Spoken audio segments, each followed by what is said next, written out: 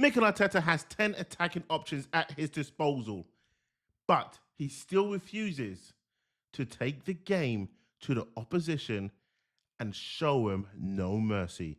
I'm Ty Knight here for TK24 Sports. Let's get into this one. So, think of all the managers that Arsenal's had in their entirety. We could talk about the ones that you may know of. You could talk Herbert Chapman, way before my time.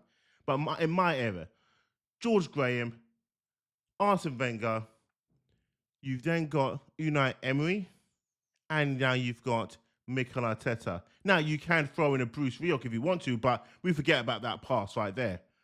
Mikel Arteta has been backed by KFC to the hilt. Did I say KFC? KFC, right? To the hilt.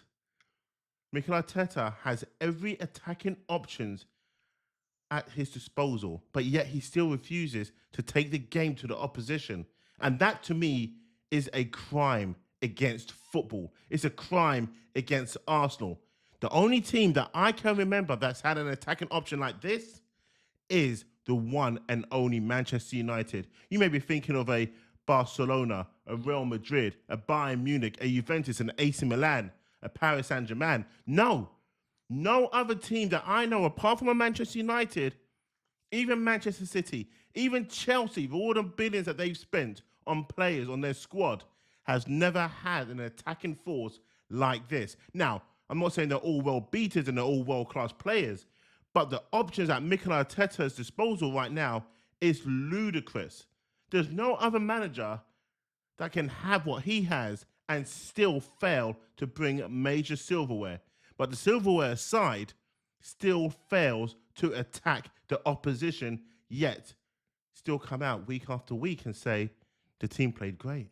The team was amazing. They've done everything that was supposed to do. We had all the possession, but no fight. It's like pretty much Mikel Arteta treats this Arsenal team as a friendly fire team. Friendly fire, rules of engagement. And if you don't know what rules of engagements are, like when you're fighting on the front, don't shoot unless you're shot upon. That's Mikel Arteta. Have all the possession, but don't make any shots against the other team unless they counterattack against you. That's what it feels like. And it's crazy to say this, but when you look at the opposition, you think to yourself, we should be battering the heck out of you. Look at the attacking options that we have.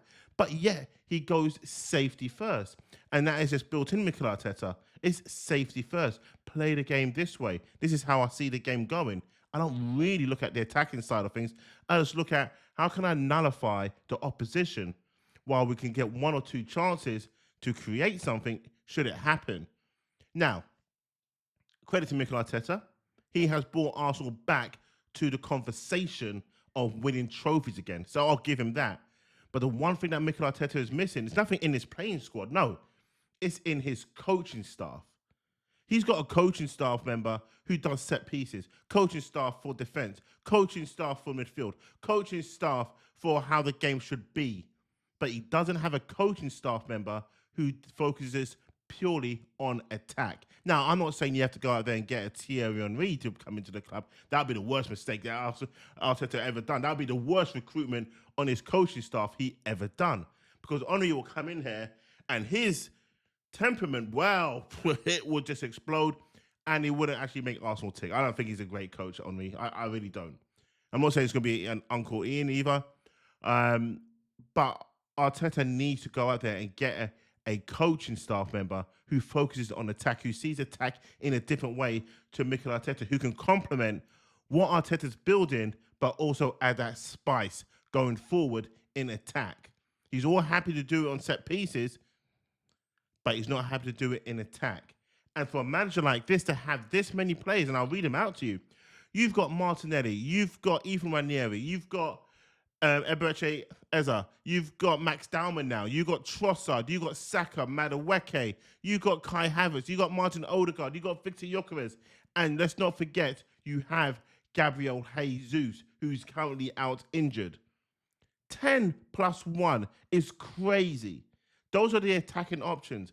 Yes, there are some injuries, but we're not here to talk about the injuries. We're here to talk about what's at his disposal. And why is he so scared to, it's not about even letting the handbrake off, but saying, guys, look at what we've got. Let's attack him. Mikel Arteta shouldn't even have sleepless nights. He should be going to bed dreaming about the next day, dreaming about training, dreaming about the next opposition, and what players he's going to put out there to inflict nothing but pain to them. Nothing but 3 goals but by half time. Nothing but pure attack. When we're at home, it's just an onslaught of attack, attack, attack. Take, for instance, the Carabao Cup game yesterday with Port Vale. It was a shambles. A League One side, and they reduced us to more pain than we induced them. The game was that bad. Yes, Eze scored his first goal. Trossard comes on late on in the second half, tucks in the winner. When I say the winner, was winning 1-0, but, to make it 2-0, that's it, game done. Max Dalman came on, he looked tasty. Even Nwaneri played, looked tasty. Eze played, he looked okay. Gyökeres came off the bench. There's conversations that may need to be happening with him, but it's only 6 games, so I need to cool my temper when it comes to Gyökeres. I was for Gyökeres, don't get me wrong. I'm not doing a flip-flop now and turning it all on him. I'm sure there's a great player in there. We just need to fine-tune his game to suit the way that Arsenal play. But one thing's for sure, Mikel Arteta is pissed that Kai Havertz is injured because he'll be playing Kai Havertz more than he would be Gyökeres. And then maybe that shows just where Mikel Arteta wants to go. Because our Kai Havertz is a pressing forward. He's not a striker, a goal scorer. Martin Ødegaard, he's a pressing attacking midfielder and somewhat of a architect in the beautiful passing style, the little feints here and there, but he's not your goal getter. But Bukayo Saka's your goal getter, and that's what Mikel Arteta allows. For his front 3, one of them has to be a goal getter, not all 3. And that in itself, again, is a crime. Mikel Arteta can have 4 attacking players on the pitch at any one time. At a maximum, he can go for 6 if he wanted to. If you think of all these players that I've mentioned was fit, can you imagine what that substitute bench will be like? You can have 9 subs. 5 of them could be attacking players. That's crazy. Crazy. What is holding Mikel Arteta back? But one thing I'm going to say here, is this going to be his final year? In my opinion, this should be his final year. Win or lose. Wins the Premier League, wins the Champions League, doesn't matter. Your final year. Because there are other managers out there, we're talking about the big names, there's other good managers out there that would come in and utilize his squad, utilize his attacking powers much better than Mikel Arteta does. I'm not saying Mikel Arteta is a bad manager. I'm not saying that. But what I am saying, he's not utilizing to what KSC has put together for him, because last season we saw he didn't have these options, and now he has the options. He doesn't know what to do with them. He really and truly does not know what to do with these 10 attacking players. And it's criminal. It really is criminal. There's a couple of managers out there that I like, but we're not here to talk about swapping them over for those managers. But you guys might be. So what's your thoughts? Let me know. With these attacking players, let's go through them one more time again. Martinelli, Nwaneri, Eze, Max Dalman, Trossard, Saka, Madueke, Ødegaard, Havertz, Gyökeres, and Jesus, who's going to come back in the January.